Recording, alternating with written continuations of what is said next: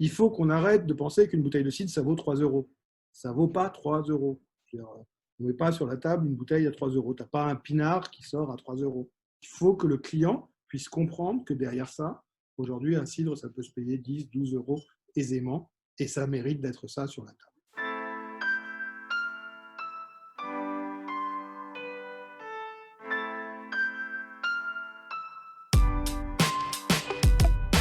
Ok Virginie, bonjour, je m'appelle Daniel Dayan, je suis le créateur avec mon frère et les producteurs de pommes d'un restaurant qui maintenant a 17 ans et qui s'appelle Pommes. Pommes, c'est un restaurant autour de la pomme sur le boulevard Haussmann depuis 17 ans, presque 18.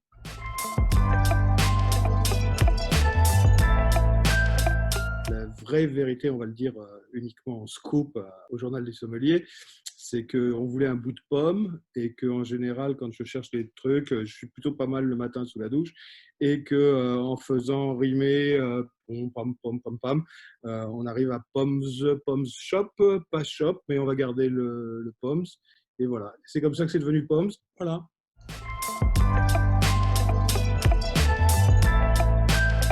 Alors, la pomme, c'était par contre, ça c'était beaucoup plus amusant. J'avais fait toute une carrière à l'international, mon frère aussi, moi dans la restauration, et je cherchais un dénominateur commun à tous ces pays, tous ces continents que j'avais visités, toutes ces cultures que j'avais pu découvrir, et qui soit chose donc de commun et en même temps très français. Ce qui est amusant avec la pomme, c'est que tu as de la pomme à croquer, pomme qui n'est pas du tout de la pomme à cidre, et de la pomme à cidre. De la pomme à croquer, il y en a pratiquement sur tous les continents. Le cidre, c'est très français, même si aujourd'hui on en trouve dans beaucoup de pays, c'est avant tout très très français. Et ça m'intéressait beaucoup. Donc raconter une histoire, c'est simple, en partant d'un produit très facile, comme la pomme. En fait, n'est pas un fruit, mais une infinité de variétés. En général, chez Pommes, on passe entre 100 et 300 variétés de pommes dans l'année, rien que de pommes à croquer. Et sur les cidres, on a plus de 30, 40 variétés de cidres dans la maison, selon les périodes. Donc, tu pars de la pomme, et que derrière ça, tu as le jus de pomme. Après ça, on a les cidres. Et avec les cidres, on commence à 3, 3 degrés 5, jusqu'à 7, 7,5 pour les plus forts. Et puis, on continue avec le pommeau, plage de calvados et de jus de pomme. Et on va se retrouver avec les calvados autour de 42 degrés, 40, 42 degrés. Donc, un spectre qui part complètement de 0 jusqu'à 42, et il n'y a pas beaucoup de fruits et de produits qui soient capables de faire ça. Et idem en cuisine, un fruit qu'on peut utiliser cru, cuit, salé, cru, glacé, c'est absolument illimité.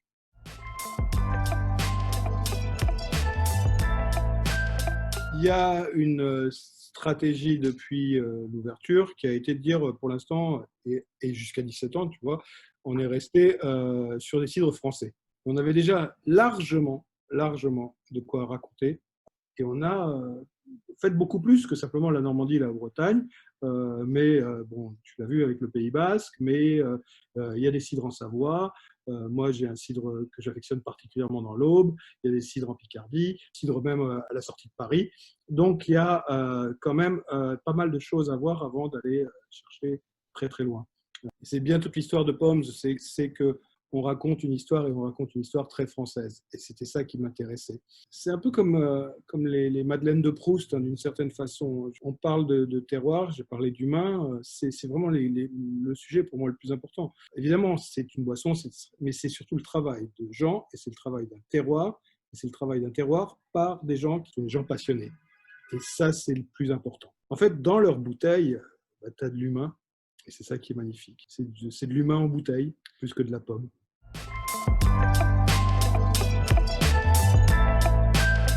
Dans les cidres, il n'y a que des rencontres. On a tous été les chercher, et on les a tous rencontrés, et on les voit régulièrement, et on se revoit régulièrement, et j'ai envie de dire de plus en plus régulièrement.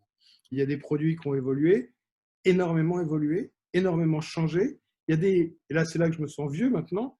Il y a des générations qui sont passées, c'est-à-dire que j'ai travaillé avec les parents, et que maintenant ce sont les enfants qui prennent le relais. C'est le cas chez Capel en Cotentin, c'est le cas chez Hott, c'est même le cas petit à petit dans le Bessin chez Michel Le Gallois. Aujourd'hui, ça me fait peur, parce parce que ça veut dire que je vieillis terriblement. Il y a une jeunesse qui s'installe. J'étais avec Simon de Cidricus il n'y a pas longtemps, et qui sont des gens extraordinaires. Et toute l'histoire Héroux et son passage de flambeau qui est extrêmement intéressant à suivre en ce moment. Donc, on a toute cette articulation-là qui rend ce marché extrêmement dynamique. Et il en avait besoin.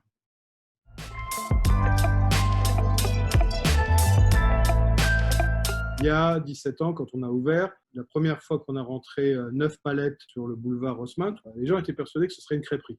Donc ils n'avaient pas compris qu'on pourrait aller faire autre chose. Et il n'était pas question de vendre du cidre dans une crêperie. On n'avait pas l'intention de faire une crêperie.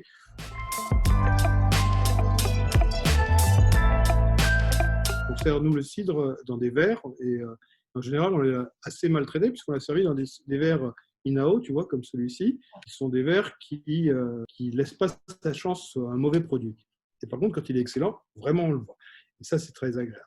On a la couleur, juste pour te montrer, là, on a un breton, on a un pays d'hôte, et on a encore un breton. Donc, déjà, ce spectre de couleurs. Et ça, c'est déjà beaucoup plus joli à voir que de voir ça dans une bolée, et où là, on a la bulle, où on voit au contraire un truc très plat, mais extrêmement puissant, là, qui vient de la ferme de Kermazin. C'est dans la presqu'île du Crozon. Extrêmement, je ne sais pas, mais extrêmement.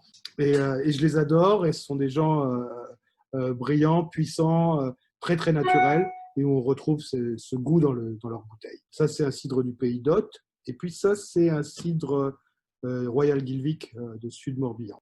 Puisque vous ne connaissez pas, on va vous faire une dégustation. Et une grande partie de nos ventes se fait sur 3 verres en dégustation avec le repas. C'est à nous de faire le mariage entre le plat et ce qu'ils vont boire.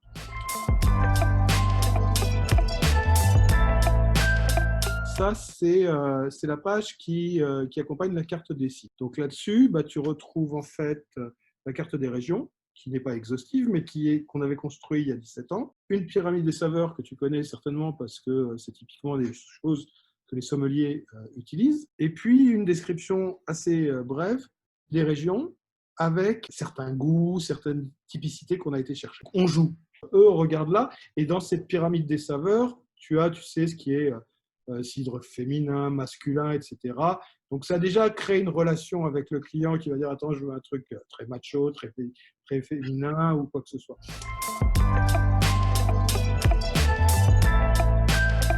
Je ne connais pas le cidre. Je ne sais pas. Ça se goûte, comment ça se boit, si on essayait par j'aime, j'aime pas. Et j'aime pas, moi j'aime bien. Voilà, c'est ce que j'aime, c'est un peu ce que je cherche, c'est pas ce que je cherche, ou je les aime beaucoup plus secs, ou je les aime beaucoup plus doux. Faites-moi confiance, on va vous faire goûter un truc. Et comme on en a beaucoup, ça nous permet de faire goûter éventuellement un trait. Et ça, c'est assez amusant. Parce qu'en fait, tu crées une relation, un échange avec ce qui est notre boulot de commerçant et ce qui est notre boulot de restaurateur. C'est de l'humain dans une bouteille, c'est du terroir dans une bouteille, ça se raconte. C'est ces odeurs, c'est le bruit, effectivement, des vergers. C'est surtout, en plus, le producteur qui le raconte.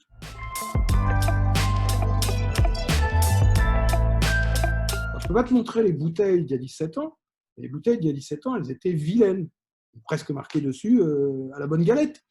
Nous, ce qu'on a fait assez rapidement, c'est qu'on a travaillé avec eux en disant « Écoutez, on va laisser votre nom, parce que c'est vous qu'on veut mettre en avant, mais par contre, on va changer l'étiquette. » Donc là, tu as typiquement ce qu'on avait sorti, parce que l'idée, c'était de créer une bouteille qui soit un peu élégante, qu'on avait envie de poser sur la table, en mettant non pas Pommes en avant, c'est une sélection, mais c'est le producteur, et même mieux, derrière, tu as toute l'histoire du producteur.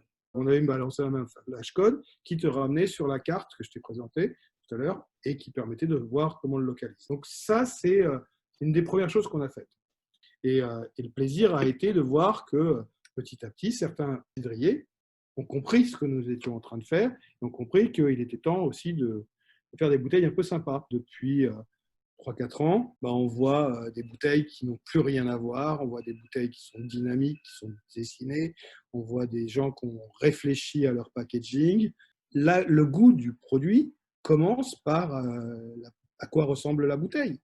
C'est une nouvelle génération qui se sont remis en cause, qui ont réinventé, des gens qui venaient parfois de la sommellerie ou du vin, Antoine Marois étant un des premiers, comme Isambert aussi, bien évidemment. Il y a Bordelais qui était le premier. Et puis, tu as des trucs qui sont aujourd'hui en train de changer de façon extraordinaire. Topa, ça, c'est une bouteille que tu mets sur la table, qui est une très, très jolie bouteille, sur une bouteille de type ruinard. Et en même temps, c'est basque, et en même temps, c'est un basque fun, hyper désaltérant, très joli et très agréable à mettre sur une table. Les grands faiseurs de Calvados font souvent des cidres assez extraordinaires, mais simplement parce que leur approche est assez, peut-être encore plus réfléchie. Ils visent l'excellence avec leur Calvados, ils travaillent très très attentivement, et on a des cidres qui sont recherchés, plus sophistiqués. Je pense à la famille Dupont en particulier, que moi j'adore sur ces cidres, la réserve de chez Dupont, qui elle est vieillie en fût de Calvados, et que j'adore vraiment. Tu as le Maçon, évidemment, qui vient de sortir Casque, il n'y a pas longtemps, que j'avais écouté, et qui est aussi un très joli produit.